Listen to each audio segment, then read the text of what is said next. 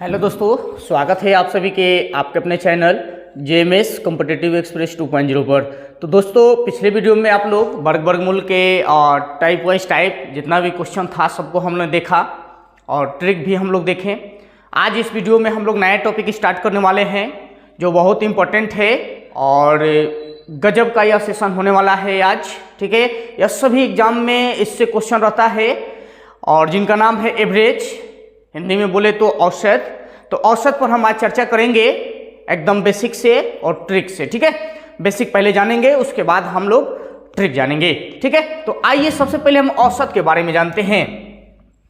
यहां से देखते हैं औसत। यहां औसत जो दिया है ना, औसत का एक और नाम है जिसको हम लोग समांतर माध्य भी कह सकते हैं। क्या कह सकते हैं जी? समांतर माध्य।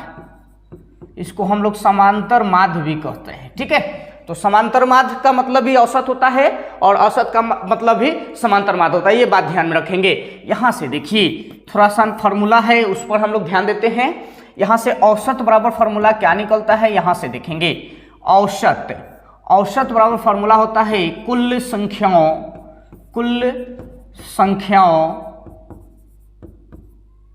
संख्याओं का योग या योगफल बट्टा में कुल संख्या। ये आप ध्यान देंगे। ये तो पहला नंबर फॉर्मूला हो गया। ठीक है, इसी को हम लोग इस तरह से भी लिख सकते हैं, या योगफल बटा में संख्या।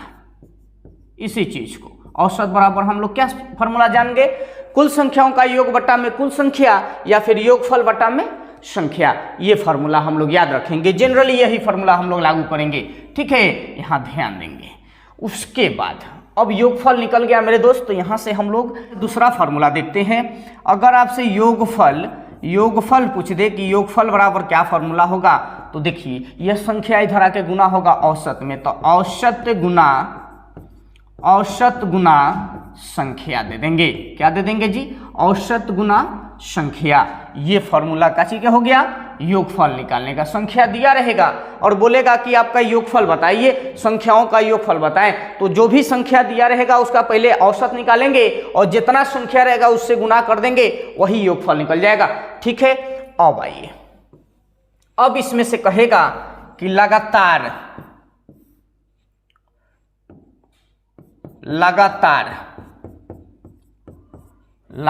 प्राकृत संख्याओं का योग। अगर लगातार प्राकृत संख्याओं का योग की बात कर दे तो आप फॉर्मूला लगाएंगे n × n+1 बटा में 2। ठीक है, ये ध्यान में रखेंगे।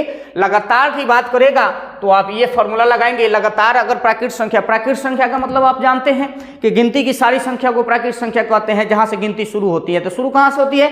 1 से होती है। ठीक है, तो ध्यान में रखेंगे। तो लगातार अगर प्राकृत संख्या का योग अगर बात करेगा तो n × n+1 बटा में 2 दे देंगे। अगर वही आपसे कहे कि लगातार, अब ये सब नहीं लिखेंगे। ठीक है, इस तरह का मतलब भी आप समझ लेंगे कि लगातार प्राकृत संख्याओं का औसत की बात करेगा। कुछ नहीं करना है, जो संख्या है ना, जो उसका संख्या जो दिया है उसको हटा देंगे, n+1 और बटा में 2 आ जाएगा।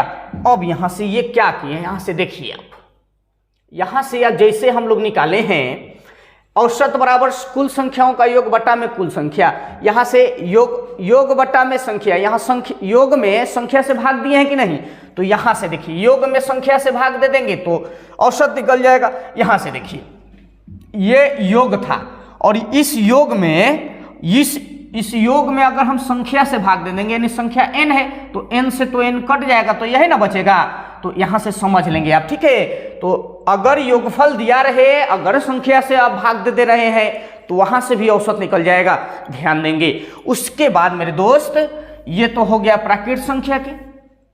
उसी तरह से अगर कहेगा कि लगातार प्राकृत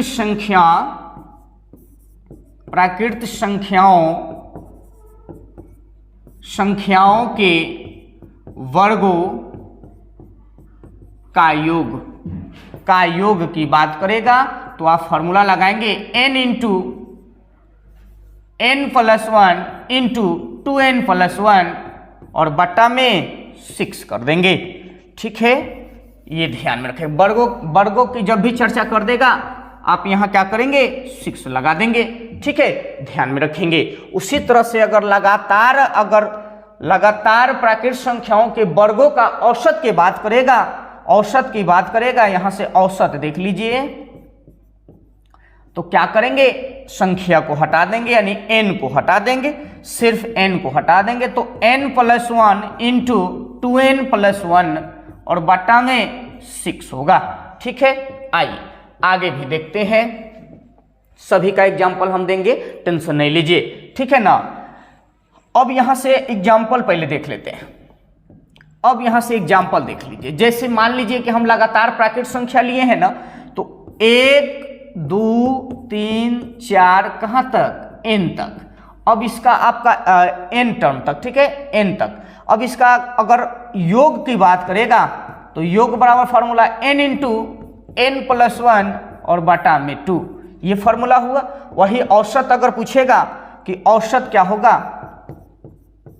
तो औसत बराबर फॉर्मूला आप अभी निकाले हैं कि जो भी योग आएगा उसमें हम संख्या से भाग दे देंगे तो मेरा क्या निकल जाएगा, औसत निकल जाएगा। तो n इंटू n+1 बटा में 2, ये क्या था, योग था, इसमें हम n से भाग लगा देते हैं, तो संख्या से भाग लगा दिए तो n+1 और बटा में 2, ये क्या निकल गया, ये आपका औसत निकल गया।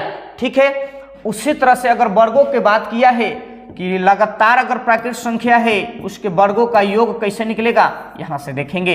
1 का स्क्वायर, 2 का स्क्वायर, 3 का स्क्वायर, 4 का स्क्वायर, कुछ इस रूप में रहेगा, तो आप यहां से आप क्या करेंगे, योग निकालेंगे। तो यहां से योग निकालेंगे तो n देखिए, n हो गया, तो n into n+1 into 2n+1 और बटा में 6 कर देंगे, तो यहां से आपका क्या निकल जाएगा, लगातार प्राकृत संख्याओं के वर्गों का योग निकल जाएगा। ठीक है, अब यहां से आपका औसत पूछेगा कि औसत बताइए, तो औसत भी बता देंगे। औसत बराबर क्या होता है, योगफल बटा में संख्या। तो अब इसमें संख्या से भाग दे देंगे, तो n into n+1 into 2n+1 और बट्टा में 6, अब इसमें n से भाग दे देंगे तो मेरे दोस्त n खत्म हो जाएगा, मतलब all over n+1 into 2n+1 बटा में 6 बचेगा। तो यहां से आप जान गए लगातार प्राकृत संख्याओं का योग और औसत, लगातार प्राकृत संख्याओं के वर्गों का योग और औसत। उसी तरह से लगातार प्राकृत संख्याओं के घनों का योग और औसत की बात करेगा, उसका भी हम बता रहे हैं। ठीक है, यहां से देखिए, यहां से आपसे बोलेगा कि लगातार प्राकृत संख्याओं के लगातार प्राकृत संख्याओं के घनों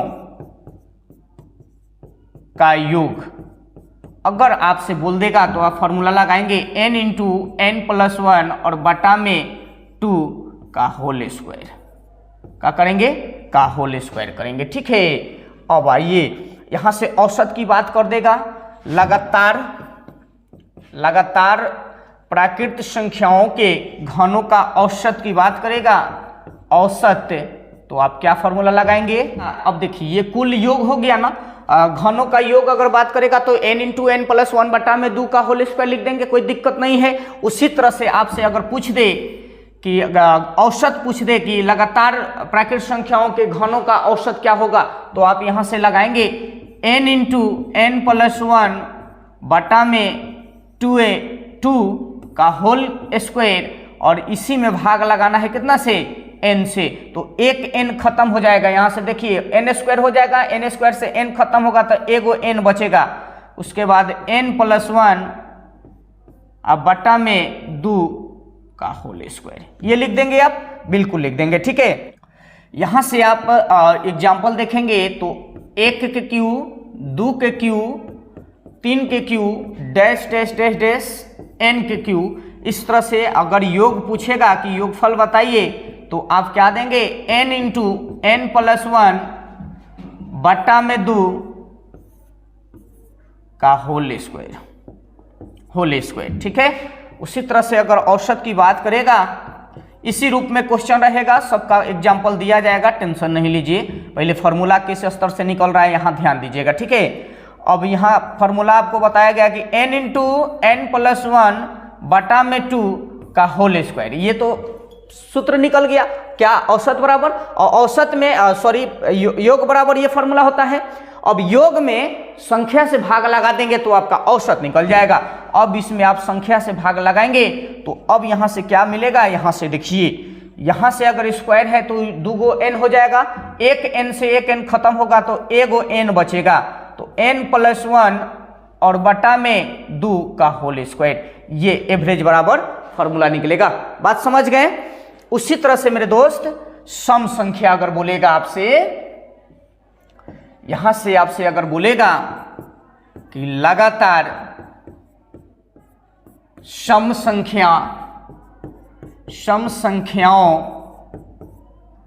संख्याओं का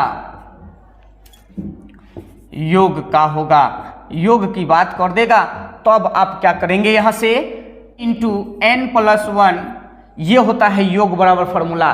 ठीक है। लगातार अगर सम संख्या दिया रहे, लगातार सम संख्याओं का योग पूछेगा तो n इंटू n प्लस 1 का कैंसर निकालेंगे मेरे दोस्त। उसी तरह से अगर लगातार अगर सम संख्या का औसत पूछ दे तो औसत में हम क्या करेंगे, संख्या से भाग लगाएंगे तो n खत्म हो जाएगा, n प्लस 1 बच जाएगा, तो n प्लस 1 लगा देंगे तो क्या निकल जाएगा, औसत निकल जाएगा। ठीक है।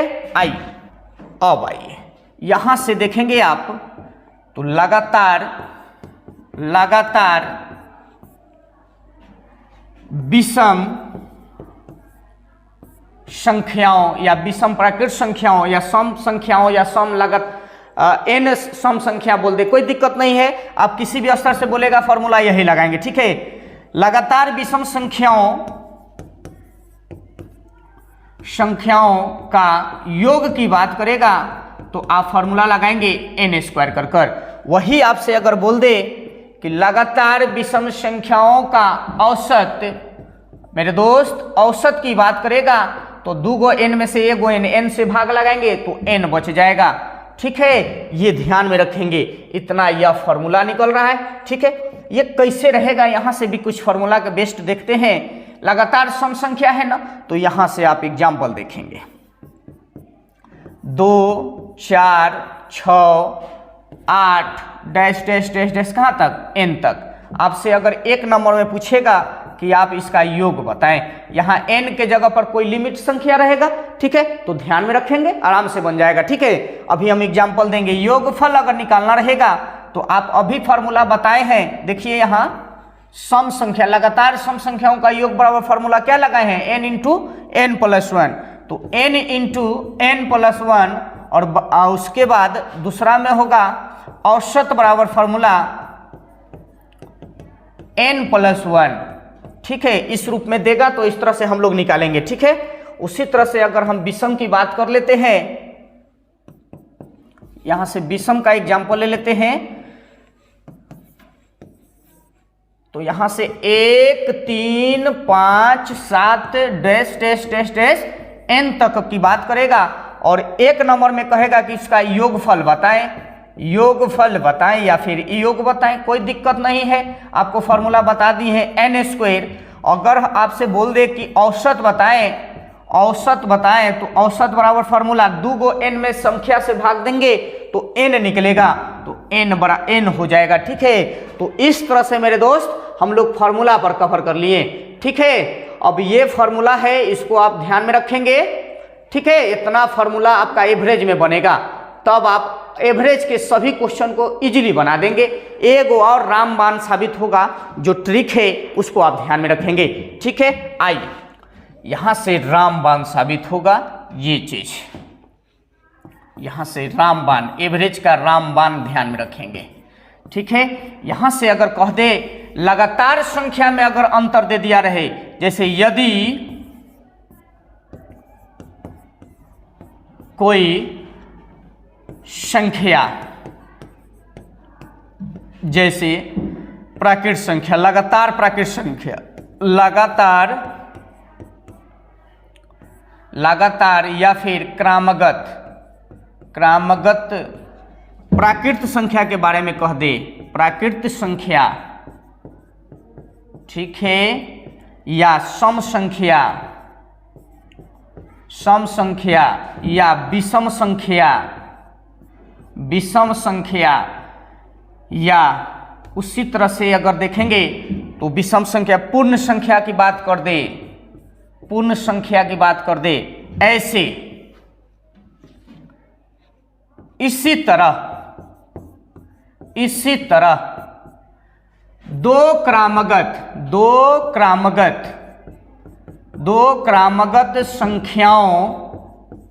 संख्याओं में अंतर समान रहे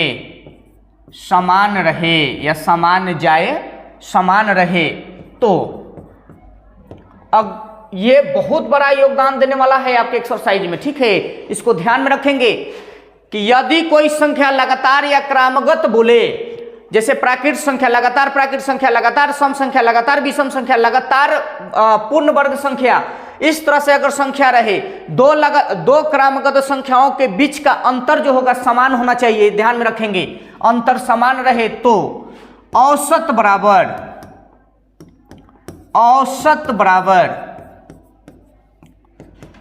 प्रथम संख्या प्लस अंतिम संख्या बटा में 2 करेंगे। ये फॉर्मूला बहुत बड़ा है, इसको ध्यान में रखेंगे, बहुत बढ़िया है, बहुत इंपॉर्टेंट है, इसको ध्यान में रखेंगे। डायरेक्ट हम लोग क्वेश्चन का आंसर देंगे, ठीक है। अब आइए, जहां पर आपका 1 मिनट लग रहा है ना, वहां हम लोग 1 सेकंड में आंसर देकर निकलेंगे, इस तरह याद रखेंगे तो, ठीक है। आइए, उसी तरह से अगर योग की बात करेगा तो योगफल में क्या करेंगे, प्रथम प्लस अंतिम और बटा में 2 और गुना में संख्या, ये कर देंगे, यहां से ये कर देंगे तो योगफल निकल जाएगा। अब यहां से अगर लगातार संख्याओं के बीच का अंतर समान जाएगा ना, तो एवरेज हमेशा बीच में होता है, यहां से ध्यान में रखेंगे, ठीक है। यहां से ध्यान में रखेंगे, लगातार संख्याओं के बीच का अंतर समान जाए या समान हो तो औसत बराबर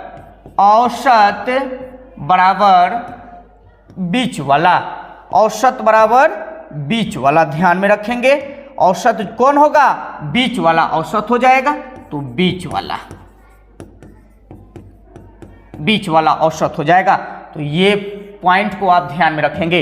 इससे 90% क्वेश्चन बनेगा आपका, ठीक है। एवरेज का 90% क्वेश्चन बिना देख ले आप मारेंगे, ठीक है ना। तो ध्यान में रखेंगे इस तरह के फॉर्मूला को, बहुत इंपॉर्टेंट है। आइए एग्जांपल से समझते हैं। जैसे मान लीजिए कि आपसे कहेगा कि 5 को लगातार विषम संख्या दिया है, उसका औसत 5 लगातार विषम संख्याओं का औसत बताएं। तो औसत अगर पूछ दिया ना मेरे दोस्त, औसत बताएं क्या होगा। तो 5 को विषम संख्या आपको पता है, उसको लिखिए। अब यहां से देखिए 1 3 5 7 9, देखिए 5 को हुआ, 1 2 3 4 5 को हुआ। अब इसका औसत निकालना है, तो औसत बराबर अब यहां से अंतर आप देखिए, अंतर देखिए 2 का बढ़ा, 2 बढ़ा, फिर यहां 2 बढ़ा, सब में अंतर समान जा रहा है कि नहीं। जब अंतर समान जाएगा तो बीच वाला आंसर होगा, अभी लिखवाए है ना। जब अंतर समान जाएगा तो आंसर कौन होगा, औसत बराबर बीच वाला। तो 2 गो इधर छोड़ देते हैं, 2 गो इधर छोड़ देते हैं, बीच में कौन है, 5 है। तो 5 इसका एवरेज निकल जाएगा, यानी औसत बराबर 5 निकल जाएगा। अन्यथा फार्मूला बता दिए हैं, फार्मूला से भी बना सकते हैं। अभी हम बताए हैं ना कि जब लगातार संख्याओं के बीच का अंतर समान जाए तो एवरेज निकालने का फार्मूला होता है प्रथम प्लस अंतिम और बटा में 2। प्रथम कितना है 1 है, अब प्लस अंतिम कितना है 9 है और बटा में 2। देखिए तो 5 निकला कि नहीं। तो काहे लिए उतना ध्यान में नहीं रखेंगे, आराम से बीच वाला आंसर होगा। इस तरह का अगर कंडीशन रहेगा तो आप ध्यान में रखेंगे। 1 मिनट समय लगने वाला जो सवाल रहेगा उसको हम लोग 1 सेकंड में बना के निकल जाएंगे। ठीक है मेरे दोस्त। तो दोस्त आज हम लोग यहाँ थ्योरी कवर कर लिए। ठीक है, एवरेज का थ्योरी जितना भी बन रहा था हम लोग कवर कर लिए। आप एकदम अपना ईमानदारी से कॉपी और कलम साथ में रखिएगा और फेयर कीजिएगा, एकदम फाउंडेशन की तरह। आज तक यूट्यूब पर इस तरह का पढ़ाई आपको नहीं देखने को मिलेगा। ठीक है, एकदम इस तरह से बेसिकली जिस तरह से हम बता रहे हैं उस तरह से नहीं। इतना से ज़्यादा एवरेज में कुछ फॉर्मूला नहीं रहता है। ठीक है, और जहाँ क्वेश्चन आएगा वहाँ जो ट्रिक मिलेगा उसको हम देंगे। ठीक है ना, ध्यान में रखेंगे। तो अगला नेक्स्ट वीडियो जो होगा उसमें हम लोग क्वेश्चन एक्सरसाइज पर लेके आएंगे, जो टाइप वाइज टाइप हम लोग क्वेश्चन लेके आएंगे। तो दोस्त इस तरह से हम लोग फॉर्मूला कवर कर लिए का कॉपी रखेंगे, इस तरह से नोट करें, नोट पॉइंट बनाएंगे और सभी को फार्मूला को एक साथ रखेंगे एवरेज के। ठीक है, अब हम लोग एक्सरसाइज में जब आएंगे तब वहां क्वेश्चन जैसे मिलेगा उस हिसाब से हम लोग काम करेंगे। ठीक है मेरे दोस्त, तो मिलते हैं नेक्स्ट वीडियो में, तब तक के लिए जय हिंद।